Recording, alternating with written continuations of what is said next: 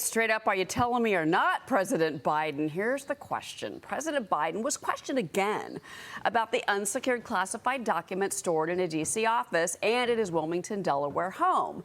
But instead of giving the American public a straight answer, the president seemed to scold reporters for even asking. Watch this. I will answer the question, but here's the deal. You know, what quite frankly bugs me is that we have a serious problem here. The American people don't quite understand why you don't ask me questions about that. Hang on, okay? Look, as we found a handful of documents were filed in the wrong place. I think you're going to find there's nothing there. I have no regrets. I'm following what the lawyers have told me they want me to do. Well, the Secret Service, meanwhile, telling Fox it does have a list of names of who visited the president's beach home. The agency says it is prepared to hand those names over should Congress ask. But the White House still insisting there is no formal visitor log. Okay, joining me now for the hot topics all morning long, pollster and Maslansky and Partners President Lee Carter and Michael Lee, strategy founder Michael Lee. Guys, good morning to both of you. And Lee, still the lack of communication, I think, in Washington is interesting here between the White House and the Secret Service. That's number one. But what do you make of President Biden and that image of him just blowing off reporters and basically telling them, how dare you?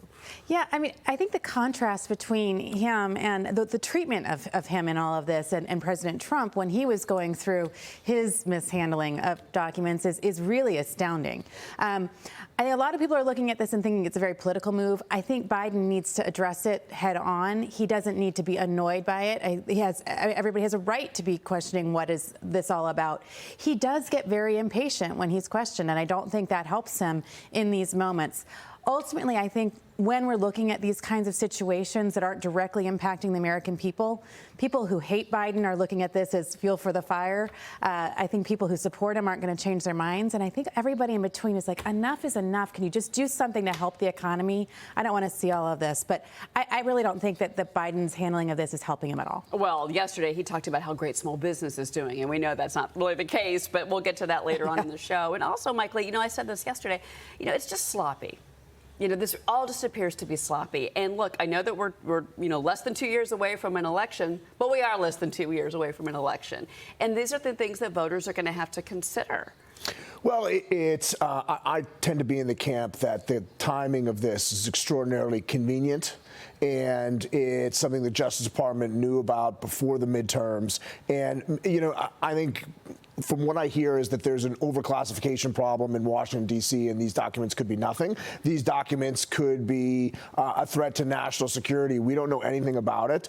But Joe Biden's response, I think, sums up him and his administration perfectly. It's arrogance, contempt for the American people, and combined with some incompetence and a complete and total disconnect from what's actually happening in the real world. How can President Donald J. Trump have his home raided by scores of FBI agents where they're looking through his wife's underwear drawer, where the classified documents were in a SCIF, Secured Compartmental Information Facility or something, whatever that acronym stands for. But President Trump was receiving classified briefings in that facility shortly after he got elected. He is the ultimate declassifier. He didn't, the raid, in my opinion, and from what I've heard, was totally and completely illegal because it's impossible for him to be in possession of classified information that he's not allowed to, whereas Joe Biden, they just let his lawyers go through it and we'll just take your word for it. So this sort of hypocrisy, I think, bothers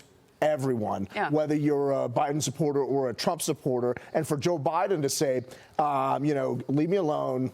It's not my fault. And even if it is my fault, it's not a big deal. Go focus on something else. It's that contempt for people just asking basic questions they're entitled to, I think is a perfect summation of him as a president. And look, this is all going to be explored in Washington in the coming weeks with hearings, obviously, from now a GOP-led House lead. But at the same time, we were showing those images of Hunter Biden in the Corvette.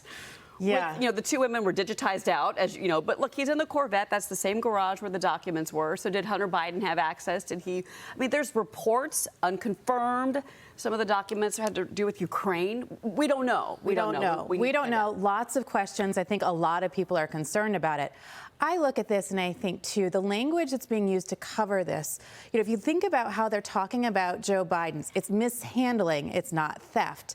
They're talking about a few documents. They're talking about documents with classified markings. They're minimizing a lot of what it is. When you're talking about Donald Trump, it was he stole them. There's a raid on his house. There's thousands and hundreds of documents, and they're classified documents with classified information. They're the same situation described totally different, which makes people perceive it in a very different way. And I think in some ways that's irresponsible. Yeah, no, we're going to be talking about this story all morning long.